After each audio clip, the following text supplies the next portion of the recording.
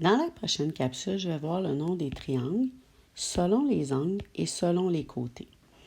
Donc, les triangles selon les angles. Quand on veut nommer un triangle selon ses angles, on va observer les angles. Donc, dans le premier triangle, il y a 3 angles aigus.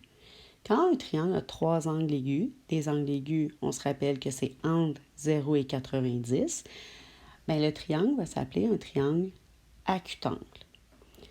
Lorsqu'on a un triangle qui a un angle obtus, on va appeler un triangle obtuangle.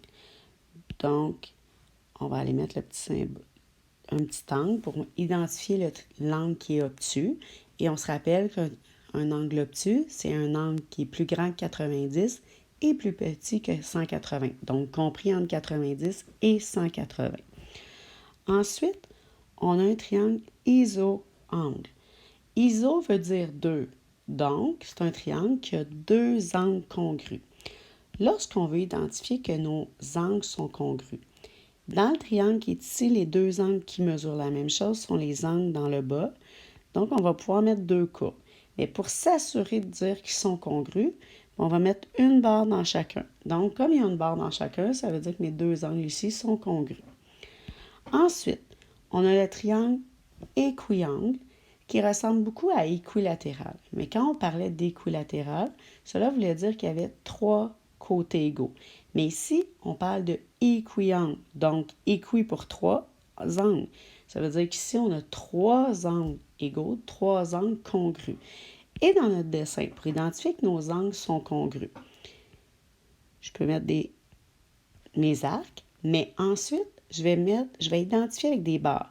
Si je mets 2 barres dans chacun, je viens d'identifier que tous les angles qui ont 2 barres sont congrus entre eux. Et le dernier, selon les angles, ça va être le triangle rectangle que tu as déjà vu au primaire, qui veut dire qu'il y a un angle droit. Fait que je vais mettre le symbole de l'angle droit. Donc, s'il y a un angle droit, on sait que c'est un triangle rectangle. Ensuite, on a les noms selon les côtés que tu as déjà vu au primaire. Le premier, un triangle scalène, ce qui implique qu'il n'y a aucun côté congru. Ensuite, on a un triangle isocèle, qui veut dire qu'il y a 2 côtés congrus. Fait que là, si je veux identifier dans mon dessin le fait que mon triangle a 2 côtés congrus, bien, je vais mettre une barre sur chacun de mes côtés qui sont congrus. Ensuite, on a un triangle équilatéral qui veut dire 3 côtés congrus. Donc, pour identifier que mes 3 côtés sont congrus, bien, je peux mettre une barre dans chacun ou je pourrais dire, bien, je vais mettre 2 barres dans chacun. L'idée, c'est d'avoir le même nombre de barres dans tous les côtés qui sont congrus. Et il est important de savoir qu'on peut donner plusieurs noms à un même triangle. Donc, si par exemple,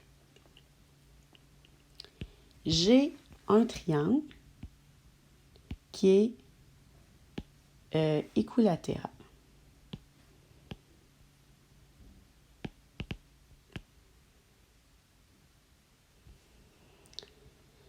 Donc, si je te dis que mon triangle est équilatéral,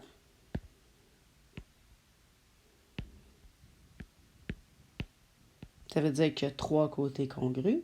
Mais un triangle qui a 3 côtés congrus a automatiquement 3 angles congrus de 60 degrés. Parce que si je fais 180, qui est la somme des angles à l'intérieur d'un triangle, bien, 180 divisé par 3, ça fait 60.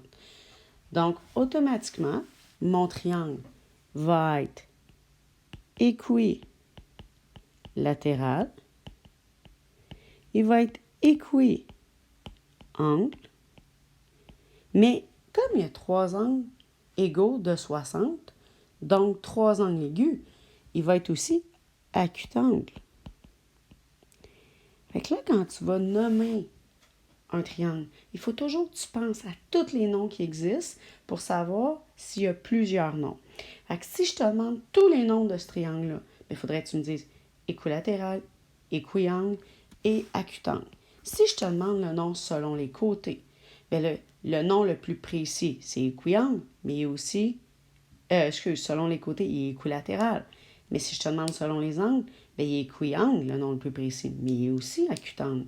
Donc, il faut que tu penses à tout me donner ces noms-là.